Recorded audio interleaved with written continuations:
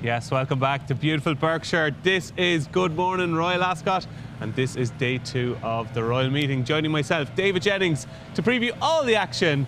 We've got an all-star cast for you. We've got Mr. Kevin Blake, who's back to join us. Martin Dixon has chipped in there in between the two boys, and we've got Paul Kealy.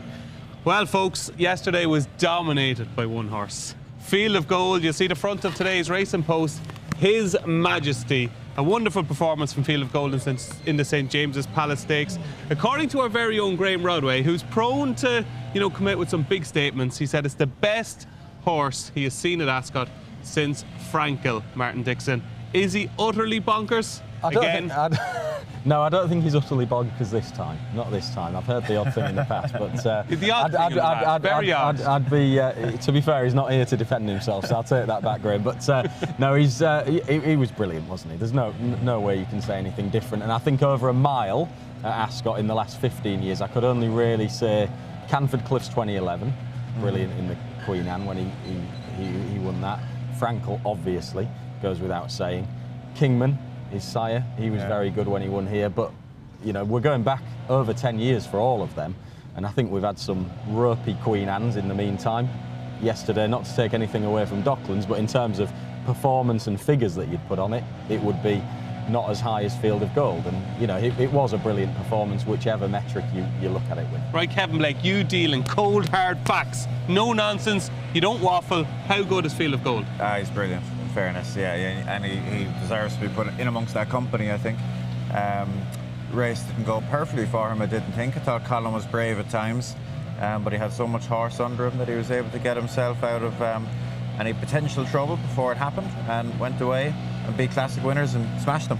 You can do no more than that. There was a moment at that 2-pole when Colin pressed go where there was a collective whoa, and at that stage I thought he might win by 10 lengths. Yeah. He just lobbed along inside the final 100 yards. He was brilliant. All he can do, they all turned up, all the classic winners turned up, and he smashed them. So we're devils for it in racing.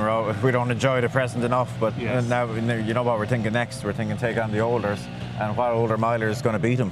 I don't think there is one. No, they won't be scared by what they saw in the Queen Anne anyway, will they, earlier on in the day? And yeah, he should be dominating, and I'm not one for thinking that he needs to step up in trip either myself. Let's just enjoy him for what he is at the moment. I'm sure he will be very good over a mile and a quarter. I think he will probably stay that trip, but for now, he's an absolutely top-class miler, maybe with an even bigger figure in him over that trip.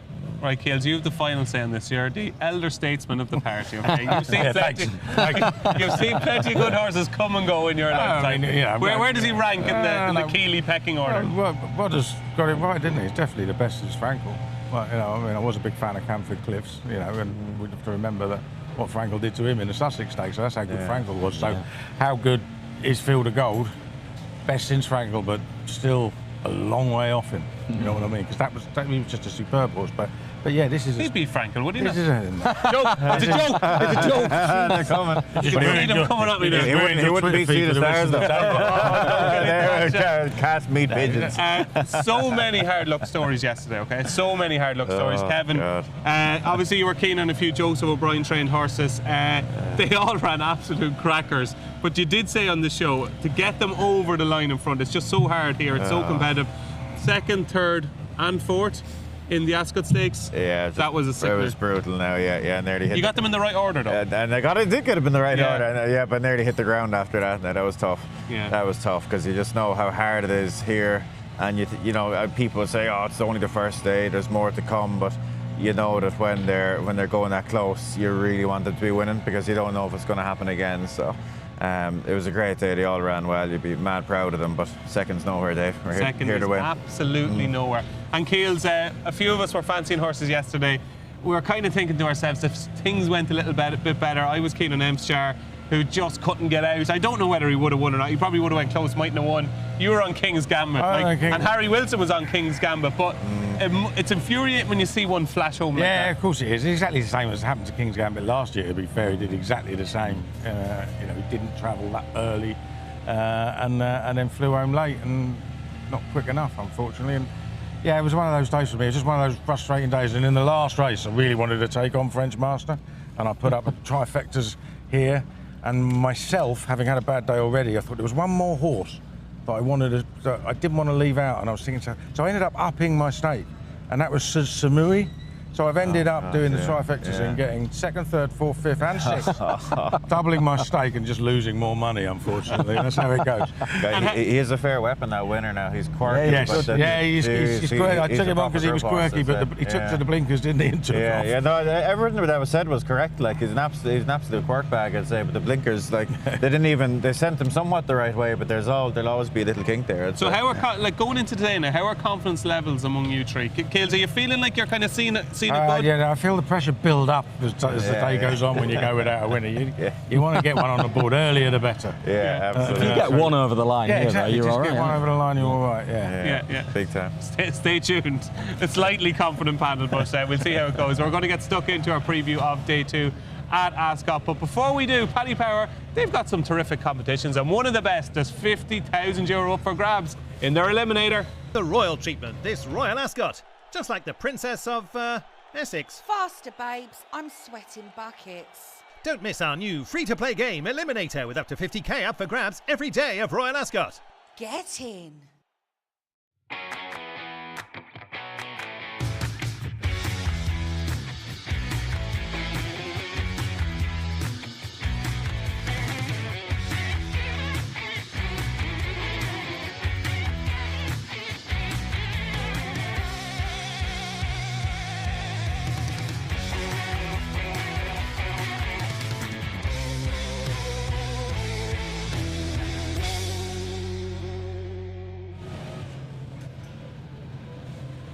Right, let's get cracking. Here we go. 2:30. It is the Queen Mary, and we have a new favourite since yesterday, because straight after the Coventry, obviously True Love was installed as your 5-2 favourite. Zelena, if you back Zelena at 7-4, you got terrible value, because Zelena's now 7-2. Did anyone back her at 7-4? Very much. Someone somewhere. Very much on the drift. 7-2, Zelena. Big drifter. Society Kiss well backed into 17-2. Lenaloo is 9-1. Cardiff by the Sea, very well backed this morning. Cardiff by the Sea, 14s, 12s, now into 10s with Paddy Power. Cardiff by the Sea. Spicy Marg is 10-1. Harry's Girl 14-1. Stay at 14-1, and it's 25-1 bar. Kevin Blake, kick us off with a winner on day 2 at Ascot. Really tough, Dave. Look, I like for this race, I like one that's a proper, what you think you'd want, like really particularly precocious, particularly fast, one that's not going to want much further than 5 in the fullness of time. And I thought Society Kiss fit the bill. Very fast strider. Like, didn't seem fancied on debut, but gee, she won well. Here, course and distance, very strong in the final furlong. Very much bred to be one for here this time of year, by a Yali, plenty of precocity and speed on the dam side as well. On the clock was very strong that day. She has shortened up now, in fairness, but it's for a good reason, and she was my pick. There you go, Society Kiss, case well made. Now, we were walking in today, and I went up to meet Martin to bring him to the studio. I was going to say, what do you call this, the studio? To the tables in the middle of the garden. And I said I really like one in the first, that is 25-1. And I said, it's your kind of country. You cover a few tracks up there for Racing TV. Revival Power. I said I was blown away when Revival Power won at Thirsk. I said how she did what she did from where she did was extraordinary, and I think she's going to win the Queen Mary 25-1. And then Martin just got the balloon and just went because why, Martin Dixon?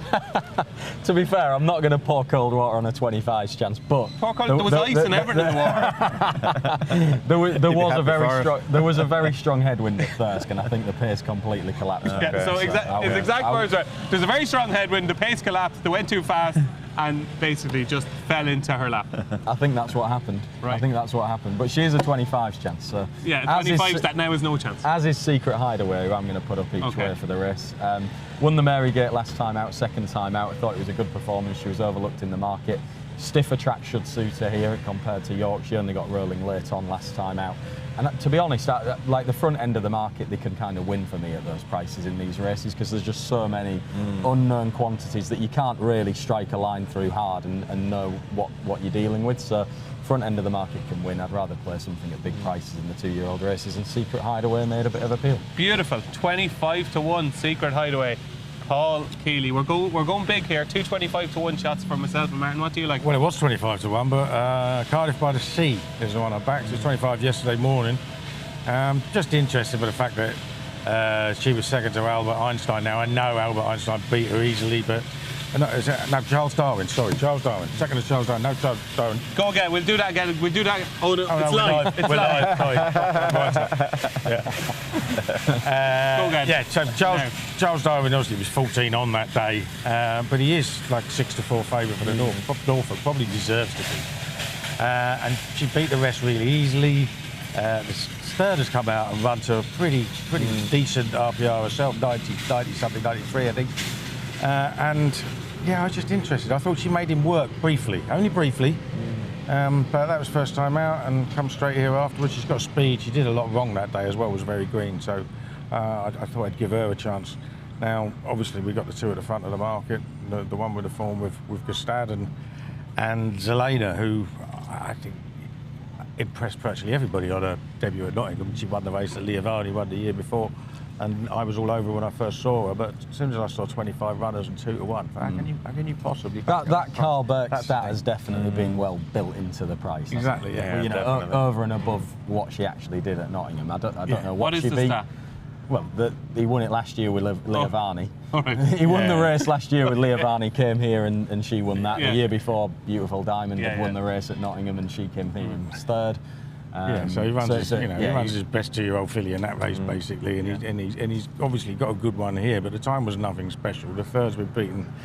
The fourth I think is the only one that's run since, and has been beaten twice as fast, nearly three times as fast since. So, you know, the form isn't as strong, anywhere near as strong as it would need to be for her to be the price she was, or even the price she is now, to be honest. I think True Love deserves to be fabbed. Absolutely. Yeah. Given, you know, the Gustard thing can't be overlooked. It's right that no, you see form. Once you Ascot. see form stand up, you've got to take notice, haven't you? And even I was there at Navan that day. She was so well back. Like I don't think they were contemplating defeat. And I think the view was that they didn't go quick enough, and that like Aidan feels that she's like a filly that wants a real kind of high pressure 5 furlongs because she's that quick, and the way the race was run just gave Gustad a chance, you know, in terms of pace. And he obviously took advantage, but yeah, I think there was a big shock that happened on the day. Yeah. Okay, so True Love is your 5-2 favourite for the Queen Mary with Paddy Power, but Paul Kealy is with Cardiff by the Sea, a 10-1 now with Paddy Power, very well back. Kevin is with Society Kiss, Martin is with Secret Hideaway at 25-1, and I was with Revival Power at 25-1. It was too late to change the graphic before Martin told me it had absolutely no chance whatsoever. So before we get stuck into the Queen's Vase, I want you to do me a favour if you can. Just do me a favour. Would you like this show? Because the more you like it, the better it does, okay? Pretty simple, really. So please like the show. Give us as many likes as you can. Subscribe to our YouTube channel and comment. Get involved. What do you fancy today? Are we talking absolute nonsense? Don't answer that. But if you want to comment, please do. Let's move on to the Queen's Vase. It is the 305, and we have a very, I suppose, familiar style favourite in the shape of Shackleton, who's now actually joint favourite because Shackleton has been joined by Asmarani at the top of the market for Mikel Barcelona. They're both 4-1. Rahib is 5-1.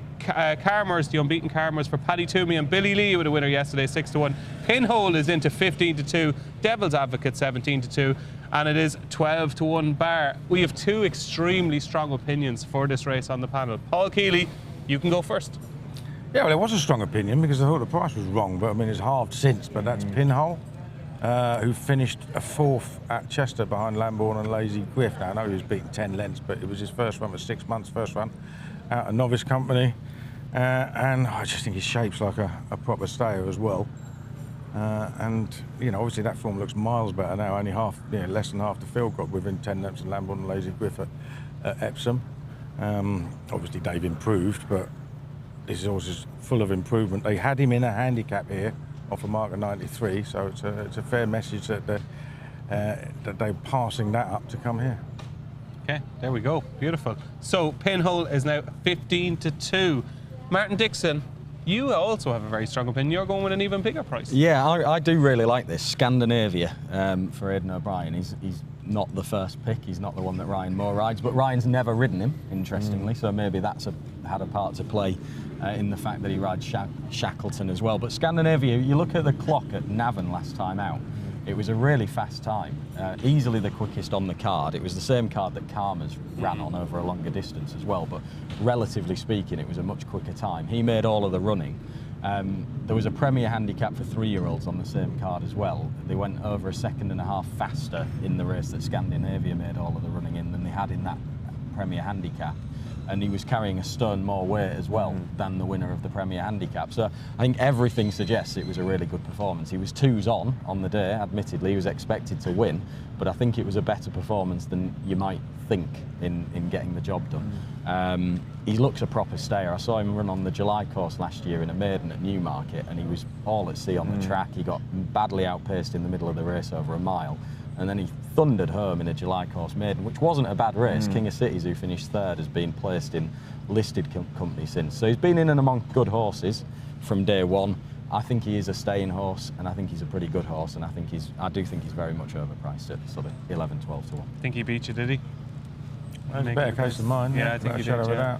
1-0 to Martin Dixon against Keels, and well, we'll see. What happens on the track? Pinhole might win. 12 to 1 with Paddy Power, Scandinavia. I like the other one, Martin. I think Shackleton is just slow. Why? Yeah, he is slow. Slow horses don't win at Royal Ascot. Ascot. He was running the Gallinule, obviously needed to run. It was over a mile and 2.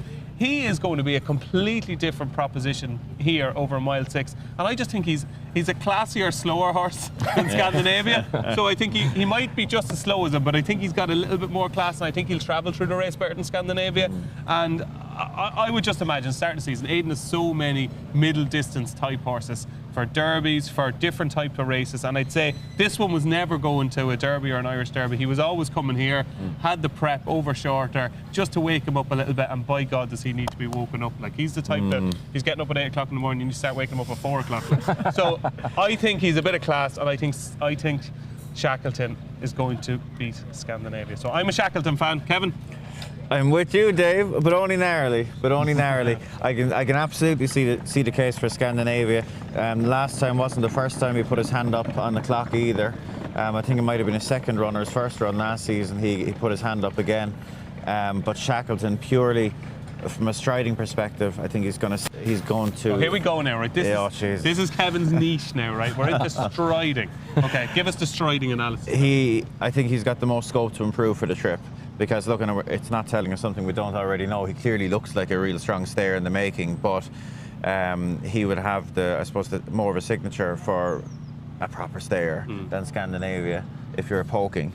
And given that he's only had a chance to run over 10 furlongs, I'm building in. He doesn't need to improve loads, I don't think. No. I'm just building in that 4 or 5 or maybe 6 pounds of improvement for the distance.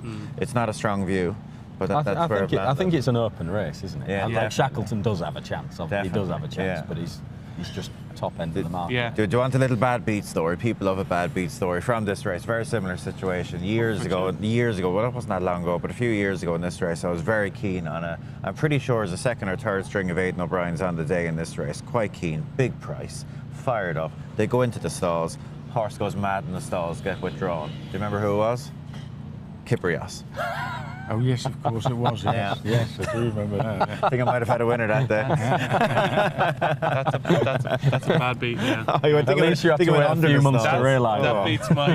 That's poor enough. At least I got my money back, so it's far from the worst beat. It beats my back in Jambrugel for the Melbourne Cup anyway. Oh, here we go. So it is. Kevin is with me. He's with Shackleton. Martin is in the Scandinavia cap, but he's really keen on it at 12 to 1, and Keel's with Pinhole. But what about our newest member of the party, Harry Wilson, yesterday? Harry's Houdini act. Poor Harry. That's all I can say. How unlucky was Harry? Reaching high, his strongest fancy yesterday finished on the bridle. And his other fancy was King's Gambit, who came from the clouds to finish a close-up third in the Wolferton. So Harry, you were very unlucky yesterday, but you're seeing it well. I think you're going to hit the target today. So let's find out what the Shrudy himself, Mr. Harry Wilson, fancies on day 2 at Royal Ascot. Here's Harry's Houdini act.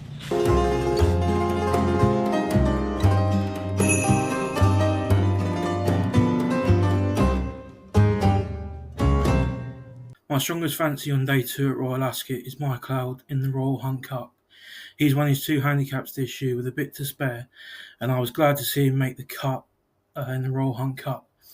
He's nicely weighted, and the £5 rise from last time probably underestimates him, as he looks a group performer in the making. He's my strongest handicap fancy of the week and rates a 2-star selection. My other selection on Wednesday comes in the Queen's Vase, and that's Asmarani. He's been finishing strongly over shorter trips so far this year and looks sure to improve with a greater emphasis on stamina. French horses tend to like running at Ascot off a strong pace, and I can see him finishing strongly. He rates a 1-star selection.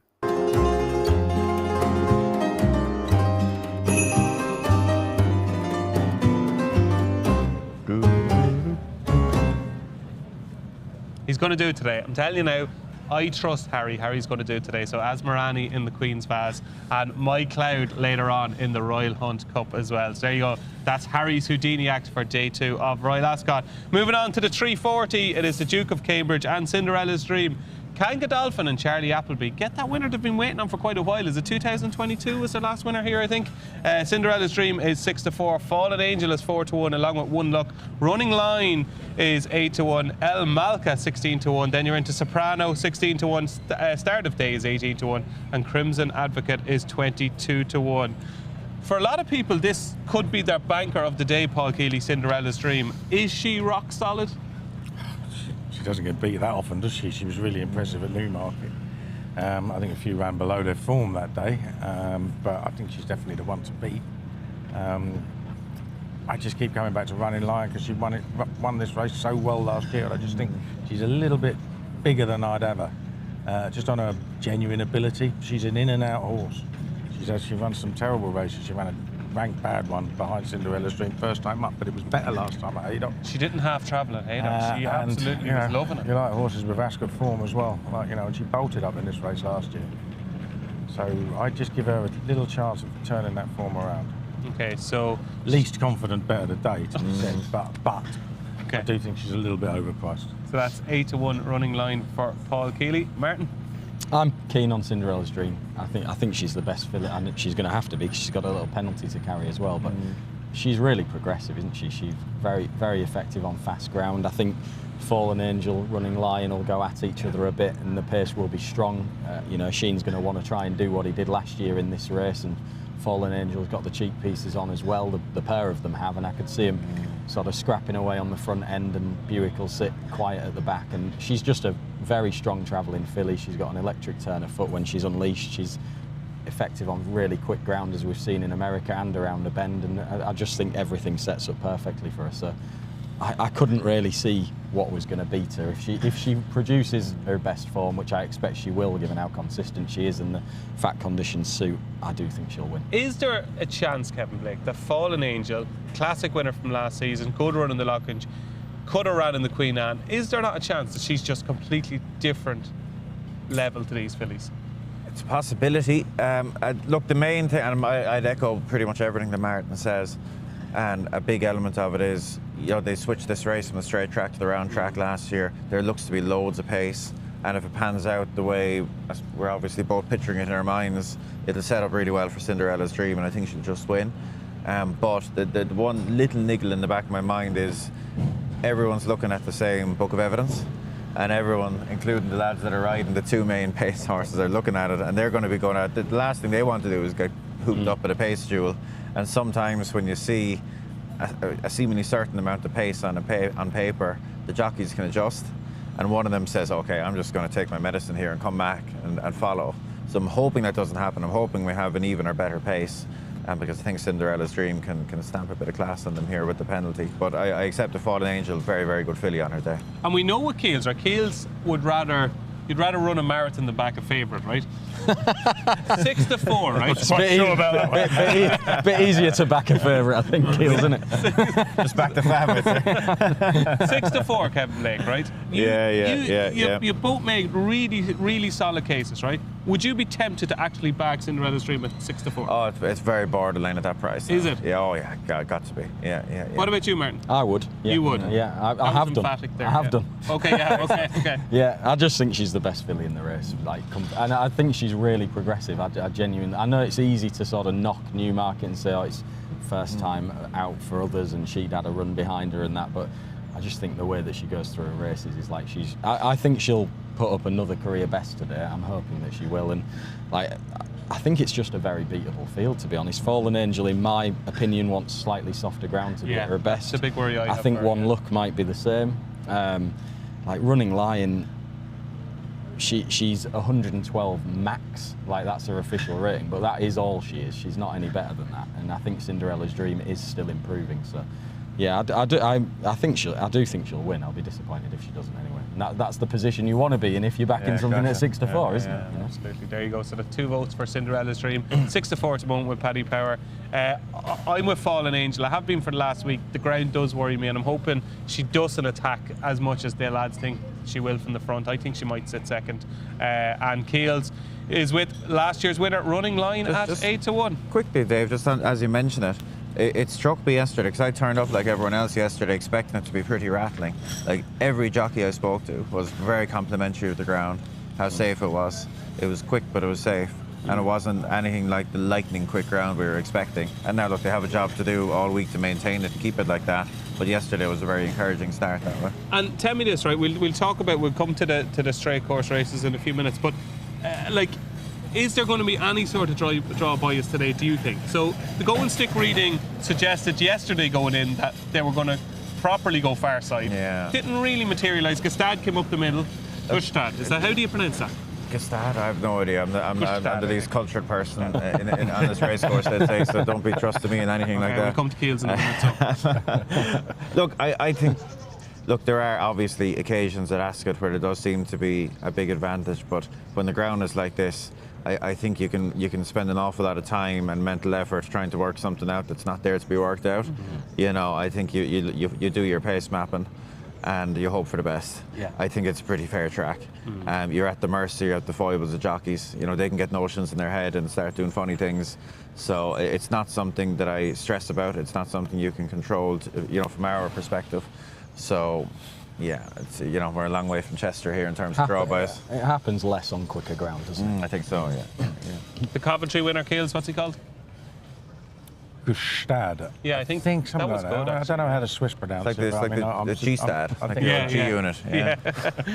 There you go. That is the Duke of Cambridge. Moving on to the feature race on Wednesday. It is, of course, the Prince of Wales Stakes. It's a 1 and 2 mile, and it's a corker. There's a few missing, of course. We don't have Alam Cam, and we don't have Kalpana, who might run the Hardwick, but we have got Los Angeles, who is your 9-4 favourite with Paddy Power, and Matt. Of course, those two are first and second in the Tattersalls Gold Cup at the Curragh, is 7-2. Map of Stars, the French representative, is 7-2. Seed of Fire, so explosive at York, is 5-1. Ombudsman is 11-2. Factor Cheval, 33-1. Continuous, 40-1. Royal Champion, 50-1. And Certain Lad, 100-1. This is a corker, Kevin Blake. Los Angeles sits at the top of the market at 9-4. Is he an out-and-out 10-furlong horse, or will he get tapped for toe today? He stays 12, but I think a high-pressure 10 is good for him, And to me, I see this race quite simply. Now, slight joker in the pack is Continuous. He can miss the kick occasionally and make things difficult, but if he hits the lids, he's going to make the run, and Los Angeles is going to follow him. He's going to pick up the running inside the 2 pole and come and get me. And he's really tough, and he stays very well. He rattles off the ground, and he's just a very, very high-level performer. And I can absolutely see the case for those that finish behind him at the Curragh, maybe getting a bit closer or perhaps reversing the form. But I don't think he's ever going to be flashy. And I think if you get eyeball to eyeball with him, you're in trouble. I actually love the way Aidan talks about him. He talks about him in boxing terms. Yeah, it's almost like he's scared of him. Yeah, like I'd say he's a hardy customer now in every way. And you'll see him he's a big, strong, roundy boy. I'm always, nudging myself not to say it, but I always say it because you look at him every time physically and he's surely going to tighten up. He's going to get better as the season goes because he looks a big, heavy horse, So he's definitely not going to go backwards from the car, and hopefully he can come forward a pound or two. But I'm a big fan of his. I feel he doesn't get credit because he's not super flashy, and people have a perception of him being a 12-furlong horse that's getting away with 10. But I think 10 is A1.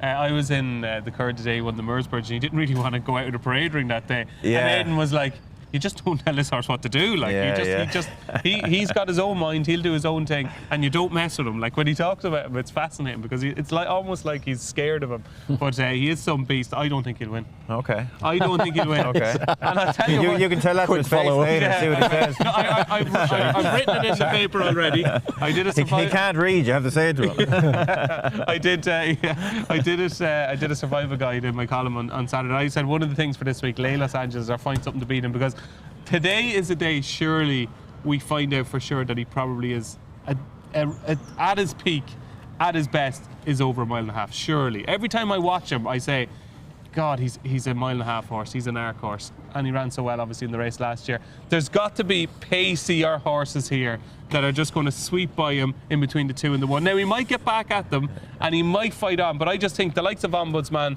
Map of Stars, Seed of Fire, Amnat, like, they're pacey. They're pacey horses who are going to be ridden to finish, and they're going to be attacking. And is he going to be able to see off them 4 horses? I don't know if he is. I think he's going to finish 2nd or 3rd, but I don't think he'll win. Well, you can see the mental imagery of what he's going to look to try to do. He's going to try to drag all of those faster horses into deep water, get their head underneath and drown them. I know it's slightly grim, but that's what he's going to try and do.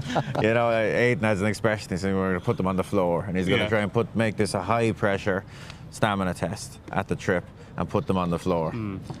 And that's the way I'm seeing it. Yeah, Kevin is seeing him putting them through the floor. I think Ombudsman is the one that I think might take the biggest jump forward from Brigadier Jared. I thought everything about that race, apart from not winning the race, screamed to me that he was a proper Group 1 horse, and I think he might make the jump forward today. So I'm tentatively with Ombudsman, but I do think there's one of them somewhere lurking in there that's going to sweep past Los Angeles. Martin Dixon. Well, I'm hoping it's Map of Stars, who I've got a pretty high opinion of, and I still think he's improving.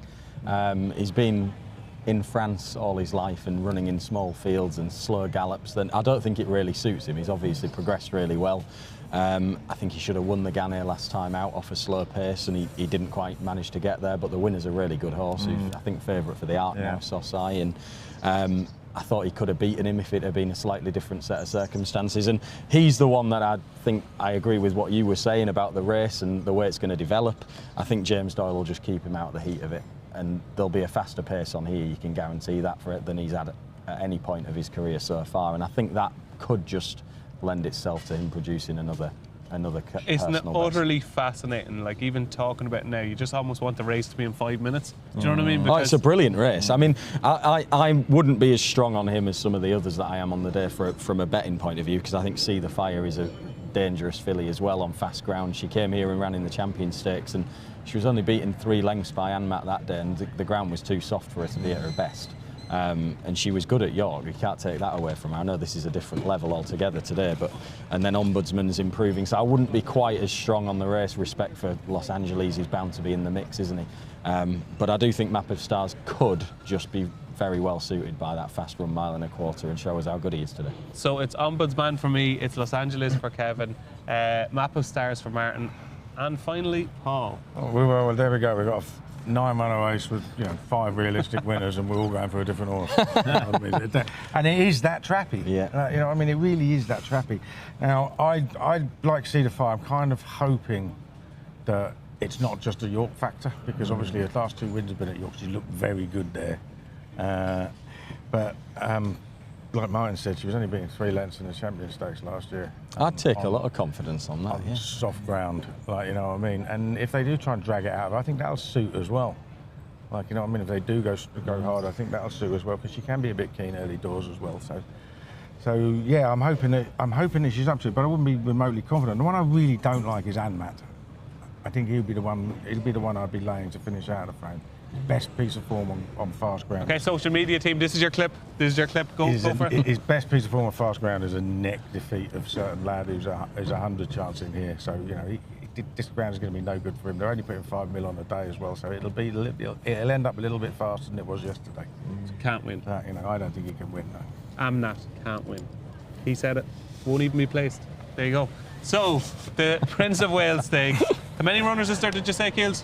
9? There's 9 runners. 4 different tips for you, right? So that's why you tune in, you know, to just be utterly surely. confused. Utterly You know what's confused. going to happen. Yeah, you know exactly what's going to happen, To folks. do a combo tricast with the other 5. Yeah, absolutely. Amnat beats Factor Cheval. It'd be weird and if we all certain went lads for the same horse in the next race. Eh? peaked in the third. There we go. And just to let you, obviously, you know, my pronunciation is obviously terrible. And one of the comments that came in from Patrick Clerkin, apparently I pronounced it Berkshire in the intro. Beautiful Berkshire. I didn't want to pull you up there. Okay, here you go. What is it? Berkshire. Berkshire. So Berkshire. One of my many mispronunciations. Sorry for that, Patrick. I will say Berkshire 20 times in bed tonight. So, obviously Royal Ascot is a very international occasion, okay? And we've sent our very own Mark Walsh from Paddy Power out to New York just to see what they think of Royal Ascot. Royal Ascot is just around the corner, so here we are in New York to see just how much the Americans know about horse racing. Okay, Spider-Man, do you prefer Royal Ascot or the Breeders' Cup? The Breeders' Cup? The Breeders' Cup. The Breeders' Cup. Royal A cup. Royal Ascot sounds fancy. Can you tell me how many furlongs are in a mile? How many furlongs are in a mile? 12. Ooh, 12. I would say like 4 or 5. I would say since it's called furlongs and not fur shorts, I would say short number like 5. Do you know what Swinley Bottom is? I have no idea what Sunday Bottom is. Me neither. Frankel or See the Stars? Season star? Frankel or See the Stars? I mean, See the Stars sounds better. See the stars. Because of his 3-year-old campaign? Of course. Yeah, absolutely. Yeah, it's so ambitious, wasn't it? Yeah, I mean, it was innovative, really, is what it was. Well, it really was, and you know, kudos to John Ox for that. I'm going to ask you some names. You tell me if you know these people. Do you know Frankie Dettori? No. Do you know Ruby Walsh? Yeah, Joe Walsh's brother. Ruby Walsh. No, Fran Berry. that sounds more familiar. He'll be very happy to hear that. Fran Berry. Wait, that sounds familiar. Fran Berry? Not right now, thank God. You know who Ruby Walsh is? Maybe. What about Fran Berry? Basketball? Basketball, correct. Have you ever heard of Frankie Dettori? No. Have you ever heard of Ruby Walsh? Sound like somebody that makes some juice. I was gonna say jelly. Ruby Wells, yeah, juice and jelly. Ruby Wells, pineapple and orange. Yeah! Ruby Wells! Ruby Wells! Ruby, you make that drink, holler at your boy. Paddy Power. Katy Perry? Paddy Power. Heidi Power? Paddy Power. Nah. Do you prefer the Ascot Gold Cup or the Cheltenham Gold Cup? Ascot dog. Shelton.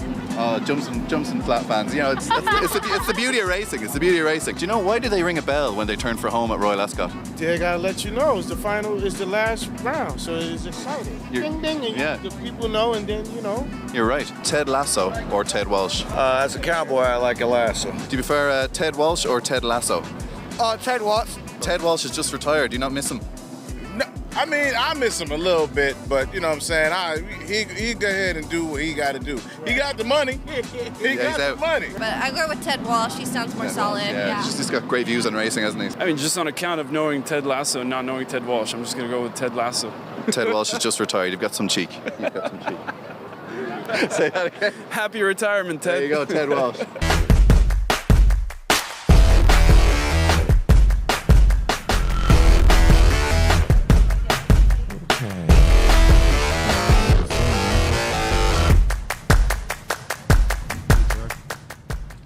There we go. That is what they think of Frankel and See the Stars in New York. Frankel, yeah? Frankel? Who? Are you a See the Stars? No, Frank. Yeah. Frankel. Okay, there we go.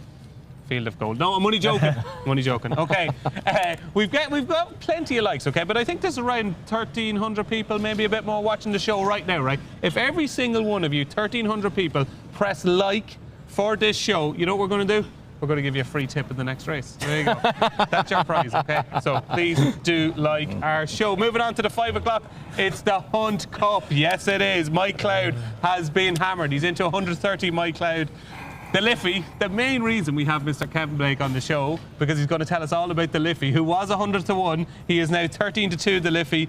Quirat is 15-2. Fox Legacy is 8-1. Bullet Point 9-1. Tony Montana is 11-1. And it is 14-1 bar. So here we go. Pages 2 and 3 of the Race of Post today. From 100-1 to top of the market.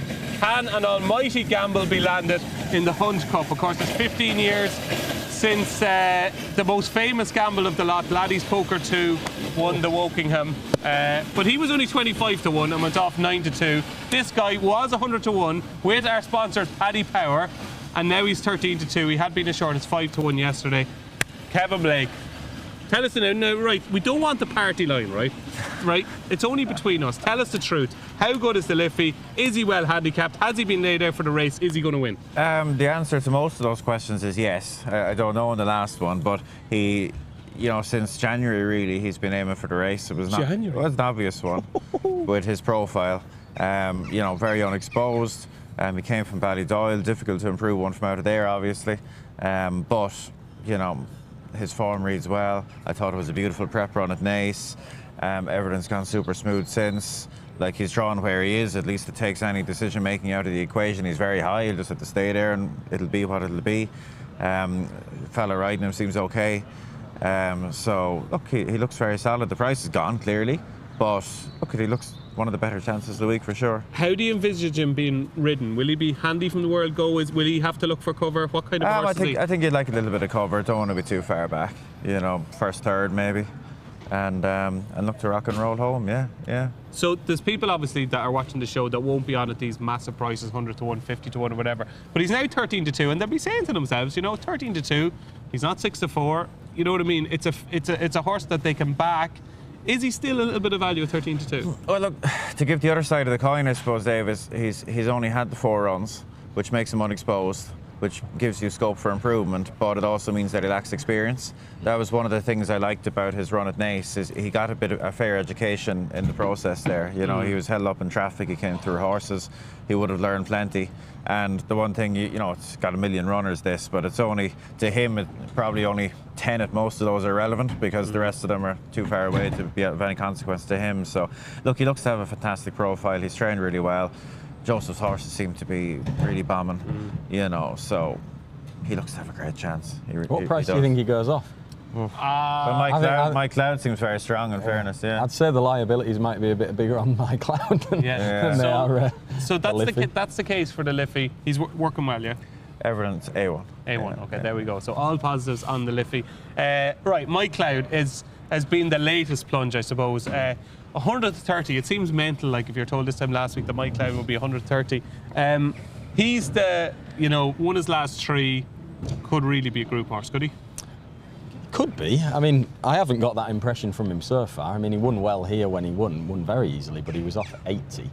And then he did well to win at Newbury. That was a better performance off a higher mark. But look, it's a wildly competitive race, and I think there's loads with good chances. My way of breaking the race down, I thought more of the pace was low than high.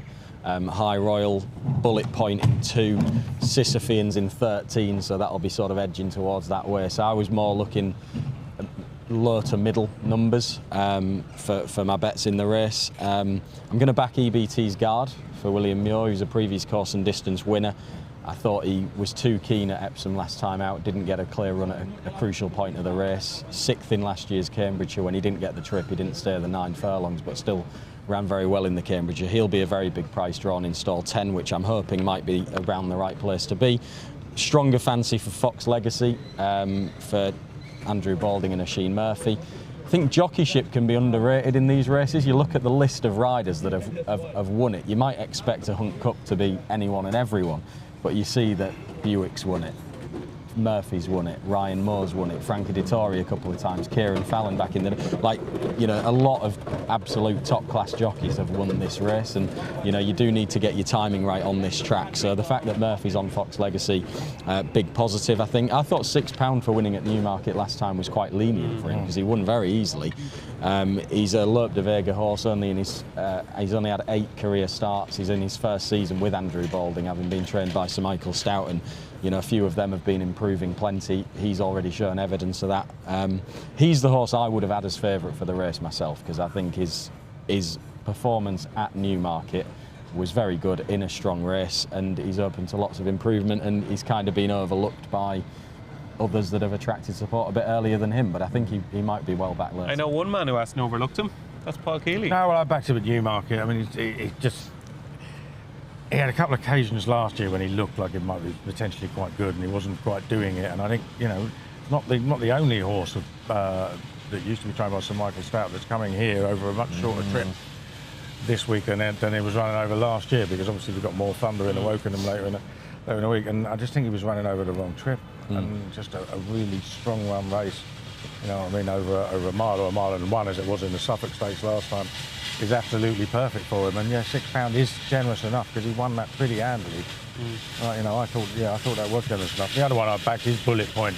I know that, you know, it might not be the ideal going from the front, but there ain't a huge amount of pace rivals, are there? Not masses. And again, he won very easily, and he beat a horse. I know it's quite an exposed horse, Mythical Guest, and I think it's one of the Mark Garson horses. Same horse that Mike Cloud. It's the same horse that Mike Cloud beat, but he beat him on much worse terms, but very similar sort of distance. And again, is a much bigger price. You can see the sexy angle with Mike Cloud because he's a half-blood at a Palace Pier, and he was so backward he managed to get himself an initial mark of 80. But I just don't know whether he's actually man enough for it. You know, that worried me a little bit. And another thing, I was talking to our colleague James Pyman. He used to write Pyman's Theories column in the Racing Post years ago. Judge, always studying stats, etc. Roger Varian's record with horses coming off a break of more than 50 days is miles better than it is off a shorter break. Okay. And this one's off a shorter break. Do you know, if Mike Cloud is the price he is, if you really like him, I think it's worth having a little bit of a deeper look back in his last run, because Jamie Osborne, Epictetus. Oh yes, yeah. He's a big old price now. And my old pal Osborne, I know, I was hanging around with him last week, and he was given plenty of encouragement now. And look, very different profile. He's a regressor. You know, he was not beaten far in a Prix de Jockey Club. He was second to Auguste Rodin in the Futurity Trophy as a 2-year-old.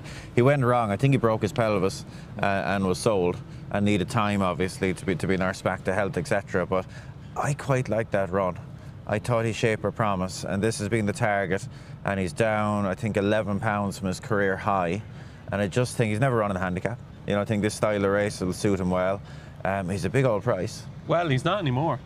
No, he's been hammered. 22s into 14s. Oh, Epictetus. He was 50s a few days ago. The last 30 seconds since you started making. There you go. Anyway, yeah, so I'd make a case for him for sure. He's only a 5-year-old. Yeah. Can I have you're allowed one swing at a 6, aren't you? I'm going to have a proper swing here. This is. Is that a cricket reference? It's 50. It is, yeah. I'm a big cricket fan. Yeah, I played cricket in primary school. Would you believe? No, you didn't. I did. I actually did. I tell you, the cricket coach was called Mervyn Whaley. Yeah, I did. Yeah. No cricket in Tipperary, I tell you. No, there wasn't. No, you had the sliotar. Okay, so you're allowed to swing in one of these big handicaps, right? Now I know you'll see 4 figures of 0050. But Galeron in the Lincoln, I just thought there was a glimmer. Now, he probably maybe wants a little bit softer ground, but there was a glimmer where I said, God, look at him. He travelled so well. He's plummeting down the handicap. He, to me, just off this pace, if things go his way and he starts enjoying it, he is unpredictable. I thought Galeron could potentially run really well today, Galeron. He's 50 to 1. You're laughing. He's good just because he's got a gas profile, doesn't he? Yeah, you know, he does. Copweight will run well, won't it? What? Arabian Light will run well, won't it? I don't know whether he'll be quite well enough handicapped to win it. But, Okay, so selection time. I'm going to take a chance with Galeron, 50 to 1, Paddy Power. Kevin? Well, you know my heart is with the Liffey, but for the selection is Epictetus. Epictetus. Martin? Fox Legacy. And Keels? Bullet Point. Bullet Point, I was tossing up between the two. Okay, there we go. Bullet Point for Keels. So that is the 5 o'clock. It's the Royal Hunt Cup. Can that gamble on the Liffey be landed? The next race we're going to preview, and it gets very interesting later on in the card because the last 3 races on the card are exceptionally difficult, so they are. So this is the Kensington Palace. It's a 5:35. Rainbow's Edge is your 130 favourite. Sky Safari 11 to 2. Arola is 7 to 1. Araseg, my own personal fancy, is 8 to 1. Serialize is 8 to 1, and then it's 14 to 1. Bar. I just thought with Araseg, look, it's going to be a difficult watch because Jamie Spencer's riding. He's going to play her late. But I did think the last day that this race, the way she travelled through the race here the last day, I thought this race would be absolutely perfect for her. Will she go by? I don't know. But she will be absolutely guaranteed to be on the bridle 2 out. Whether she can come through and actually win a race, I don't know. But I think she's going to run a cracker. So I'm with Araseg. Kevin? Won't hold you up long here, not a strong view. Found this the most difficult race of the day. Sky Safari, I just thought that with her style of going, can be quite free, needs to be ridden with patience. I just thought this race, straight mile, surely go a rattler, will suit her. Love the Fanshawe team, think they're really good. They target this meeting and do very well without a huge number of runners. So it was Sky Safari for me, but not a bullish shout, as you can probably tell. So Sky Safari for you. Is it Sky Safari for you? No, I'd be positive on Araseg as well. I think if you're backing the favourite, you need to go and watch that run back again from last time out, because there's a case for saying Araseg could have beaten her, to be honest. She got sort of shuffled back and wide. And, near side, Rainbow's Edge went straight through the middle of them and didn't lose any momentum. So I think she is probably overpriced in relation to Rainbow's Edge, but I quite like Julia Augusta each way. She ran it on this day last year, but she ran in the Duke of Cambridge instead, the Group 2 for the mares, and she was still in third, about half a furlong from home. She just got tired late on. First start of the season at Epsom last time out, finished a good third in a tough handicap at Epsom. Strong travelling filly. I think the tempo of a straight mile race here will suit her well, and we've seen over the years that Danny Tudhope is very, very good at riding this straight mile at Ascot. And speaking of Julia Augusta, so you'll see page 35 in today's Racing Post, you'll see great minds. So it's your colleagues, Keels, Robbie Wilders, Keith Melrose and Graham Rodway. Yesterday they have a little discussion in print and they argue and then they come up with a tip at the end of it and they try to come to some agreement. Great feature, Great Minds yesterday. Great Minds was Docklands. Today, sorry to give it away, still buy the paper by the way, it is Julia Augusta. So Martin Dixon likes it and so does Rodders, Keith Melrose and Robbie Wilders. So Julia Augusta is the Great Minds in today's Racing Post. Keels, you're another great mind. What do you like? Well, I think Araseg's going to win because it'll be the first time in God knows how long when I haven't backed her. No. Don't you dare back her today. That's the problem. I backed her in the Britannia last year. I did manage to back her when she won at Goodwood, but backed her at Goodwood again this season when she just got no sort of run whatsoever. And she will travel like a wrath of God. But I've gone for a roller. I just thought potentially well handicapped that 7 furlong race. You're liking these Juddmonte Silks this week, yeah? I've actually the Juddmonte and Harry Charlton and Rafe Beckett seem to be, in my team this week. Haven't done me that good so far, but no, a roller split 2 horses at Musselburgh Raid 106 and 107. And they were miles clear of the rest, and she only got up to 100 for that. It was a good, improved first run of the season. I think the step up to a mile will absolutely suit. She's already won over the trip, so yeah, I thought she'd run well. And speaking of the Juddmonte Silks, can we give the game away for tomorrow? So we were home last night in the house, so we didn't watch Naked Attraction last night. This sounds like a reality TV show in the making. This we didn't. We had lovely lasagna from Sam's mother, Carol. Thanks very much, Carol. Beautiful lasagna. I was in bed by then. You didn't even have the lasagna. But Keels was knackered, right? So we were in the house. There was a good few of us in the house. But before Keels went to bed very early, we had a discussion, and I said, Keels, I really fancy one of the Britannia. And Keels like, so do I. Brave Mission will win the Britannia on Thursday, won't it, Keels? Well, I hope so, yeah. Yeah, thanks for ruining the price. Yeah, well, it won't. It's drifting now already. There you go, Brave Mission in the Britannia, another Juddmonte winner on Thursday. So that is the 5:35. Moving on to the final race of the day. It is the Windsor Castle Stakes, and it's a lightning 5 furlongs. And Rogue Legend, Cam Paddy Toomey, get his first Royal Ascot winner, 4-1. Old is Gold. The form is working out really well, 11-2. Rogue Supremacy is 13-2. Havana Hurricane is 17-2. Utmost Respect. Go back and look at Utmost Respect's debut and see what you think of that. 9-1, 10-1, Tough Critic, and 12-1 Bar. Keels, we kick off with you here because I have utmost respect for your opinion here. Well, I was, obviously we have to file early when it comes to the copy for the tippet. And when I was writing this, I was looking at the prices, and I wrote, if Utmost Respect had won at York on his debut, he'd be half the price. Of course, by the time we got published, it was half the price. It was a little bit unfortunate, But he got in so much trouble there, and it wasn't a good race. I don't think you can dress it up as anything other than a fairly average terrible one. Race, yeah. But he would have won it. He would have won it 4 lengths. Yeah. You know what I mean? He was just messed around so much, and when he finally got out, and he flew under hands and heels. He's potentially. He's potentially a good horse. That's all I know. So it's funnily enough, Richard Fahey trained the other Utmost Respect a few years ago. He won the Duke of York Stakes and placed in many other group races. So hopefully this one's nearly as good. And that'll do for me. It's a guesswork game, though, isn't it, really? And I think it might be contagious, is it, Martin? Yeah, I'm with him as well, but it would be lukewarm. I don't have a strong view on the race. Rogue Legend deserves to be favourite. You know, he's done nothing wrong. He's done it a few times. He's quick. He's professional. He's pretty good. You know, he's on a standard that would probably go very close to winning most renewals of the race. So, if you're with him, he'll give you a good run for your money, I'd say. But yeah, I was sucked in by the way that Utmost Respect ran at York. But look, it's not a race I've bet in or plan to bet in. Okay, so 2 votes for Utmost Respect. Kevin? 3. 3? Jesus. Holy What are the Mary chances? Joseph and the wee donkey. What are the chances? 3 votes for Utmost Respect. Yeah. No, 24 runners. Really liked him. He actually, his data from the breeze ups was really good. Like, he made a good few quid, and I was watching him very closely on debut as a result, and it was just a horrific experience. Really, wasn't it? Watching that if you had a few quid in him, it was just really bad. It is remarkable how close he got at the line. Oh, it was a particularly bad case. But look, if you want to put the positive spin on it, you'd always love a horse coming to this race to have more than one run. But he surely learned so much in that race that it might be some mitigation for his apparent lack of experience. And the other point I'd add to what the lads have said is Fahey had a slow start to the season, and at the time this horse debuted, like, he was very much going only okay, whereas now it looks to be slinging along back to the Fahey standard we know and love. So look, I think he'll come forward a lot. You would have loved the form to have got a little bit of help in the Coventry yesterday by the winner, but he ran absolutely motherless. But that's fine. He was so much better than the form, as the lads say. You'll forgive that. So yeah, Utmost Respect. That's a real. Feels like Johnny Deneen is beside me here. Motherless. He is copywriting that. Okay, so you owe me. We're thinking of Johnny too. Every time you use that word, you owe me euro. Okay, so motherless is Johnny's word.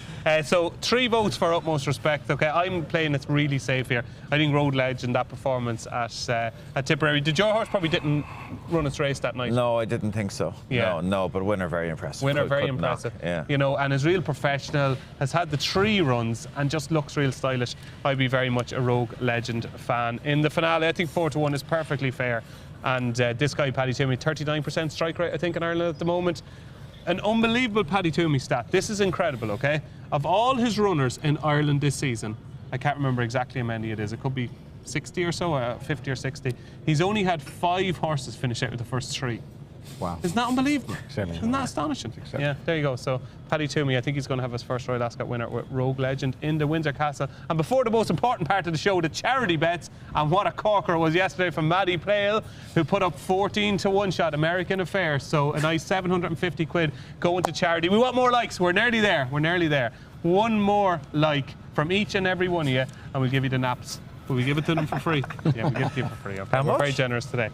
How much? What? How much? How much is it costing? How much? For the charity bets, nothing. Free? If you like the show, but only if you like the show. I was teeing you up there, Jenno. You were slow. Yeah, sorry.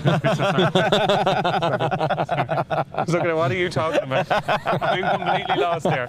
Okay, so it's charity bets time. Let's go. I'll kick off with Shackleton. In the Queen's Vase. It was going to be a revival power, but Martin Dixon told me there was absolutely no way that horse could win whatsoever. So I've gone off revival power. And Shackleton in the Queen's Vase is my nap. Kevin Blake? Steadier today, Los Angeles. Let's get some money in the pot. Los Angeles for Kevin Blake in the feature race, the Prince of Wales. Martin Dixon? We're going head to head. Scandinavian. Scandinavian. Well, there we go. I think mine was pinhole, but let's change that. No, just do it. If you're three in the one race, we've got a better chance of getting money for charity. They all get chin, wouldn't it? Can we change it to Utmost Respect? Because we had all 3, didn't we? Do you know what? The graphic team is so good, right, that if we talk for another 10 seconds about why you're changing to Utmost Respect, they will have changed everything. Can I change it to something with an even longer name?